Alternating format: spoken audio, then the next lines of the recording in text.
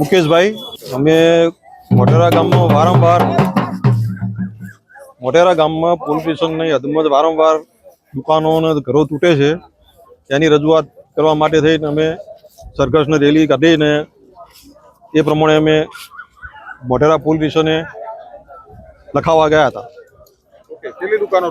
દુકાનો એક ઘર તૂટ્યું, 5 દુકાનો તૂટી અને આ ચોરી વારંવાર સાસવારે ચાલુ જ રહે છે. પેટ્રોલિંગ પોલીસ કરતી નથી અને હોમગાર્ડ હોતા જ નથી, ફરજ ઉપર કોઈ નહીં.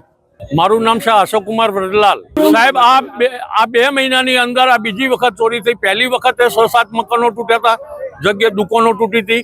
આજે બી એ રીતે જ પરિસ્થિતિ છે સાહેબ. સાસવારે નાના માણસોને આવી દુકાનોમાં ચોરીઓ થાય, નાના પૈસા ઓછા પૈસાથી વેપાર કરતા હોય અને આવી રીતે ચોરીઓ થાય તો શું કરવાનું સાહેબ? અને કોઈ કોમ કાયદેસર કોઈ કાર્યવાહી થતી જ નહીં આ પોલીસ સ્ટેશનોમાં.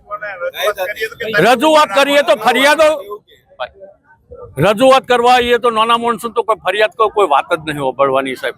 હા, ઢોલ સાથે આજે રજૂઆત કરવા પહોંચ્યો છો? હા, આખું ગામ સાહેબ. આજે લોકોને તકલીફ પડતી હોય એટલે આ તો મારી ચોરી થઈ એટલે હું ગામની સાથે બધાની સાથે ભેગા કરીને એક નિર્ણય લીધો